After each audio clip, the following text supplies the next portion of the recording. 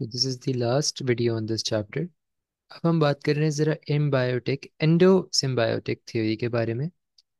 हमारे पास एक थ्योरी है। होता क्या है कि अगर आप माइटोकॉन्ड्रिया और क्लोरोप्लास्ट को देखो तो वो थ्योरी ये कहती है कि इन दोनों को ना एक्चुअली हुआ ये था कि यूकैरियोटिक सेल्स ने खा लिया था, इनगल्फ कर लिया था। एक्चुअली इनगल्फ हम अभी आगे जाके देखेंगे किस तरह से होता है, और डिफरेंट चीज़ों का एक सेल इनगल्फ कर सकता है, उसको अपने अंदर ले सकता है। ठीक है, अपने अंदर वो उसको एम्बेड कर सकता है, उसको अपना पार्ट बना सकता है एक सेल जो होता है।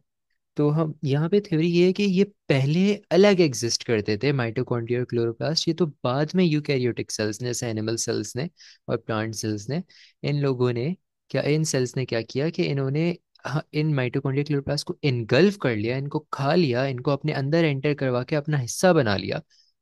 वरना ये लोग सेपरेट एग्जिस्ट करते थे, ये थ्योरी ये कहती है।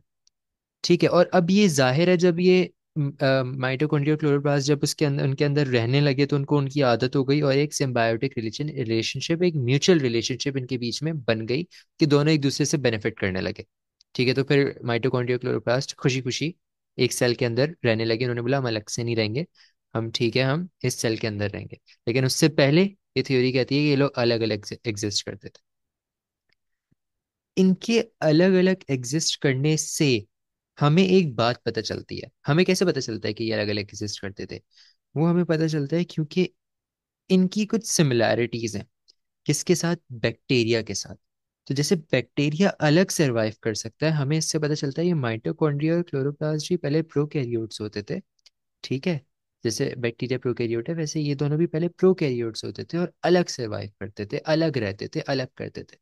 लेकिन अब ये प्रोकैरियोट्स क्यों नहीं है? क्योंकि अब हम ये मानते हैं कि अब क्या हुआ विद टाइम, ये जो यूकैरियोटिक सेल्स थे हमारे पास, एनिमल सेल्स, प्लांट सेल्स, इन्होंने इनको इनगल्फ कर लिया अपने अंदर, अपना हिस्सा बना लिया।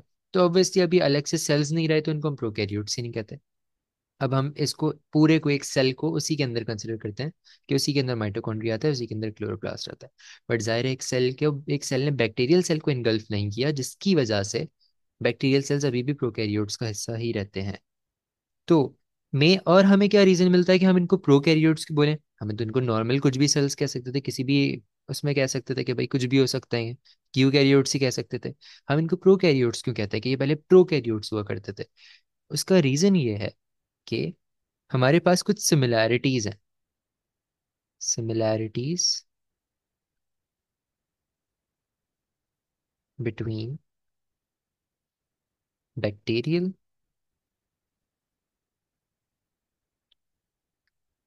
क्लोरोप्लास्ट,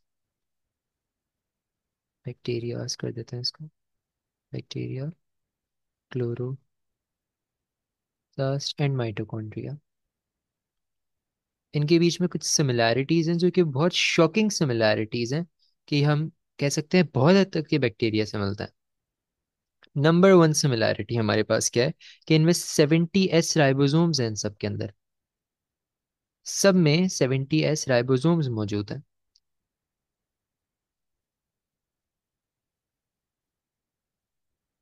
नंबर टू सिमिलैरिटी हमारे पास क्या है कि दोनों, सब इन तीनों के अंदर सर्कुलर डीएनए है। Circular DNA. फिर हमारे पास एक और सिमिलैरिटी है, वो क्या है? हमारे पास इन सब के कंपेरेबल साइजेस हैं। Comparable sizes. लास्टली, ये सब, ये तीनों जो है, बैक्टीरिया, क्लोरोप्लास्ट है, माइटोकॉन्ड्रिया, ये सब के सब एक ही तरीके से रिप्रोड्यूस करते हैं, that is division bye binary fission. Division bye binary fission.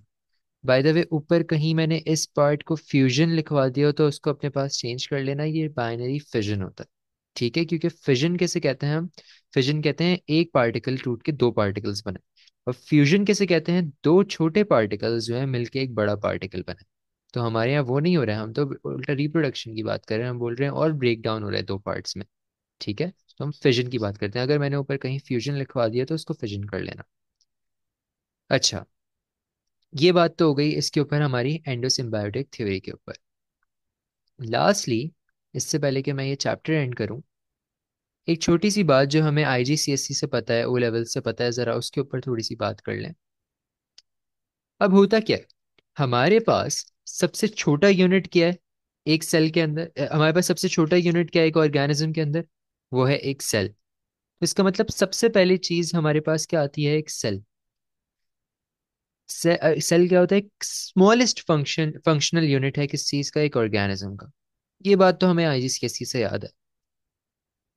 बहुत टाइप के सेल्स, बहुत तरह। मैं मैं रादर इसके लिए बेहतर बेहतर टर्म ये यूज करूंगा कि बहुत सारे सेम टाइप के सेल्स अगर मिल जाएं आपस में, बहुत सारे सेम टाइप के सेल्स अगर आपस में मिल जाएं, तो वो क्या बना लेंगे? एक टिश्यू बना लेंगे। ठीक है, एक सेल था ये। एक सेल की जगह मैं बोल रहा हूँ 10,000 सेल्स मिल जाएं एक ही टाइप के, तो वो क्या बना लेंगे? ऐसा ना हो कि रेड ब्लड सेल और वाइट ब्लड सेल मिल रहा हो, ऑब्वियसली वो डिफरेंट केस हो जाएगा। बट अगर वो एक ही टाइप के सेल्स मिल जाएं बहुत सारे, तो वो क्या बना लेंगे? एक टिश्यू बना लेंगे। यानी अगर सेल एक है, अगर एक है तो हम उसको सेल बोलेंगे, अगर 10,000 है तो हम उनको टिश्यू बोलेंगे। अब हम उसको सेल्स नहीं बोलेंगे, वो टिश्यू बन गया एक। सही है।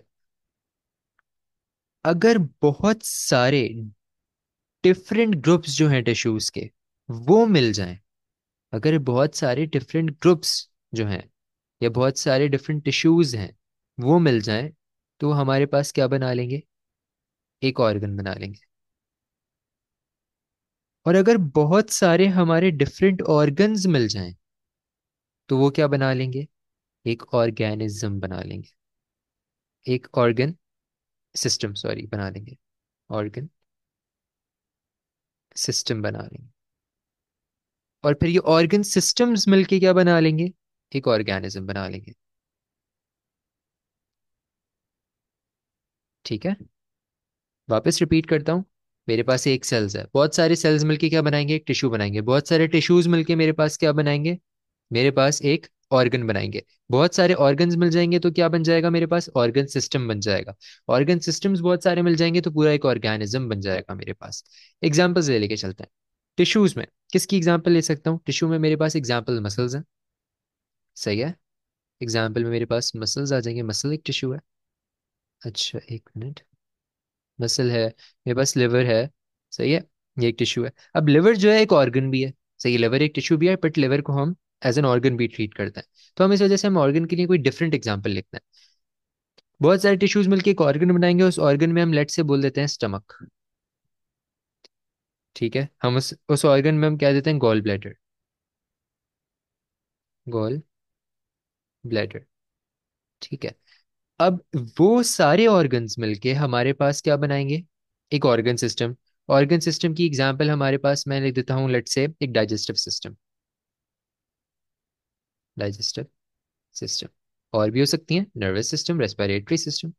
और वो सब मिलके क्या बनाएंगे? एक इंसान, मेल, फीमेल, या फिर आपके पास कोई एनिमल, या फिर कुछ और चीज।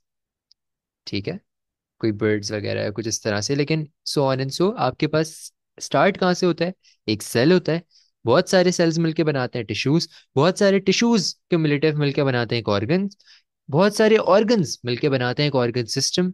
और बहुत सारे organ systems, multiple organ systems मिलके क्या बनाते हैं? हमारे पास एक पूरा ऑर्गेनिज्म। आई होप ये कॉन्सेप्ट क्लियर होगा। ये हमारे पास एक तरीके से एक फ्लो चार्ट टाइप का था कि किस तरह एक ऑर्गेनिज्म बना है, सबसे छोटी चीज से लेके क्या बना। बहुत सारे सेल्स कंबाइन हुए, टिश्यू बनाया। बहुत सारे टिश्यूज कंबाइन हुए, ऑर्गन बनाया। बहुत सारे ऑर्गन्स कंबाइन हुए, एक ऑर्गन सिस्टम बनाया। और कुछ ऑर्गन सिस्टम्स कंबाइन हुए जितने हमारे पास हैं, तो एक ऑर्गेनिज्म बन गया। आई होप ये कॉन्सेप्ट क्लियर होगा। फर्स्ट चैप्टर हमारा कंप्लीट हो गया है। नेक्स्ट चैप्टर हम इंशाल्लाह नेक्स्ट वीडियो से स्टार्ट करेंगे। उसके अंदर हमें कवर करना है, हमारा नेक्स्ट चैप्टर होगा बायोलॉजिकल मॉलिक्यूल्स। ठीक है।